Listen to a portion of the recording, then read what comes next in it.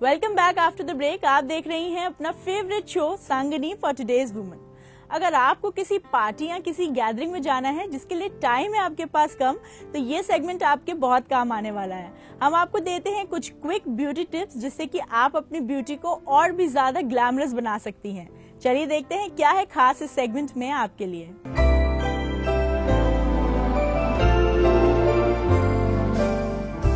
Hi friends, मेरा नाम है कोमल महेंद्रू और आज हम लोग डिस्कस कर रहे हैं कुछ पिगमेंटेशन से रिलेटेड।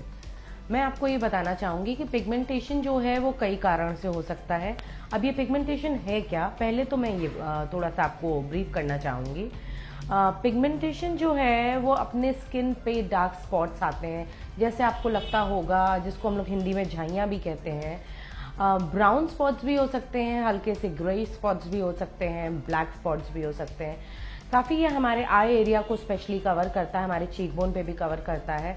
उसी तरीके से पिगमेंटेशन सिर्फ फेस पे नहीं, बॉडी के काफ़ी पार्ट्स पे हो सकता है। क्यों होता है ये पिगमेंटेशन? उसके बहुत सारे रीजंस हैं। उसका एक रीज़न है हीट। गर्मी एक ऐसी चीज़ है, जब हम धूप में जाते हैं तो हमारी स्किन जो होती है वो यूवी रेज से एक्सपोज्ड होती है। यूवी रेज से एक्सपोज्ड होने के कारण हमारे फेस पे पिगमेंटेशन होने के चांसेस हैं। दूसरा रीज़न हो सकता है प्रेगनेंसी। काफ़ी लेडीज़ को प्रेगनेंसी के टाइम पिगमेंटेशन की प्रॉब्लम होती है, बट ये एक टेम्पररी फेज भी हो सकता है जो कि धीरे धीरे ख़त्म भी हो सकता है। फिर आता है आपका कोई, अगर आप मेडिकेशन ले रहे हैं, अगर आप कोई दवाइयाँ ऐसी खा रहे हैं जो रिएक्ट कर रही हैं, या उसका एक साइड इफ़ेक्ट भी पिगमेंटेशन हो सकता है। इसके अलावा पिगमेंटेशन बहुत और भी रीजंस हैं, जैसे कि स्ट्रेस एक ऐसा फैक्टर है। अब आजकल की भागद दौड़ की ज़िंदगी में काफ़ी लोग बहुत स्ट्रेस्ड होते हैं अपने डे टू डे रूटीन से, एंड इनफैक्ट कई बार ऐसा हो जाता है कि स्ट्रेस फैक्टर से भी पिगमेंटेशन हो सकता है। आप इससे कैसे बचा जाए? इसके लिए तो मैं सिर्फ इतना कहूँगी, पिगमेंटेशन को काफ़ी हद तक के हम लोग रिड्यूस कर सकते हैं, बट अगर हम चाहें कि एकदम से इसको हटा दें तो उसके चांसेस थोड़े कम है। 80% तक के तो फेड ऑफ हो सकता है, वो चाहे मेडिकेशन से हो या वो आपके कुछ देसी नुस्खों से हो। मेडिकेशन के लिए अगर आप किसी डॉक्टर के पास जाते हैं तो वो पिगमेंटेशन से रिलीव करने के लिए आपकी स्किन के लिए आपको लेज़र सजेस्ट करता है। वो काफ़ी एक्सपेंसिव प्रोसेस होता है, एंड इनफैक्ट अब जो टेक्नोलॉजी इम्प्रूव होती जा रही है डे बाय डे, तो लेज़र से पिगमेंटेशन काफ़ी हद तक के रिड्यूस हो सकता है। वो जितने भी डार्क स्पॉट्स होते हैं उसको वो लाइटन कर देते हैं। इसके अलावा अगर आप रेगुलर रूटीन पे कोई ऐसी चीज़ यूज़ करते हैं, जैसे कि स्किन लाइटनिंग एजेंट्स जितने भी होते हैं, घर के देसी नुस्खों में अगर हम बात करें तो हम आलू का रस लगा सकते हैं, लेमन का यूज़ कर सकते हैं, टमाटो का यूज़ कर सकते हैं, क्यूकम्बर मलते रहें। इन सब चीज़ों से हमारी स्किन पे काफ़ी लाइटनिंग होती है।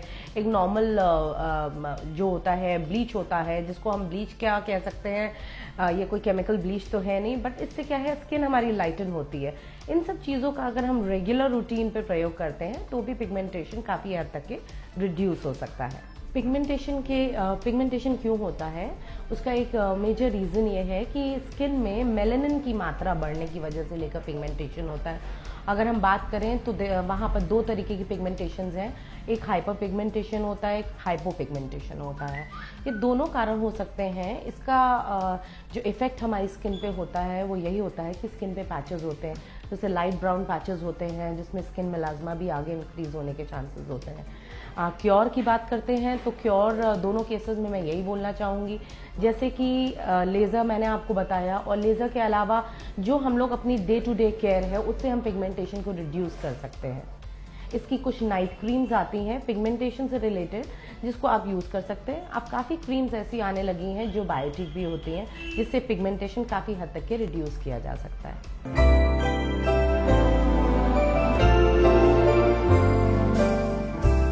इसी के साथ दोस्तों, अगर आपके पास है कोई भी सवाल या हमारे शो से जुड़ा कोई भी सुझाव, तो जरूर लिखकर भेजिए हमारे फेसबुक पेज पे। हमारी फेसबुक आईडी है facebook/ETV संगनी। दोस्तों, आप दीजिए अपनी होस्ट ना और संगनी की पूरी टीम को इजाजत।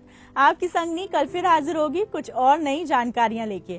तब तक अपना ख्याल रखिए, स्वस्थ रहिए और ब्यूटीफुल दिखिए। नमस्कार।